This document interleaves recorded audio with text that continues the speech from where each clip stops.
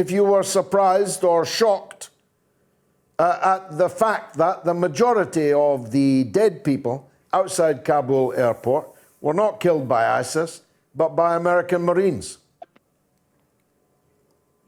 Thanks, George. Thanks for bearing with me while I try to resolve my communications problems here in Africa. Well, George, I'm going to give you a bit of a government spokesman answer on this one, I'm afraid, and I know you won't like that. But having been in this space for a long time, having been in Iraq with the military, having been in Afghanistan in a variety of roles, now doing various things in Africa, I'll want to know the facts before I start drawing my conclusions. That said, in the aftermath of a suicide attack, and I've been close to one, it's virtually impossible to know what happened. Anything is possible. So, as I say, I'm giving you a government spokesman answer, but I want to know more. And if it did happen the way you're describing it, again, there's got to be an investigation after this. There's got to be a massive investigation after all of this.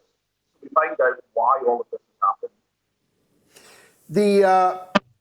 The second explosion at the Baron Hotel, one very familiar to British military and diplomatic and intelligence personnel, never happened. There was no second explosion. There was only one suicide bomber. It was as primitive an attack as it's possible to imagine.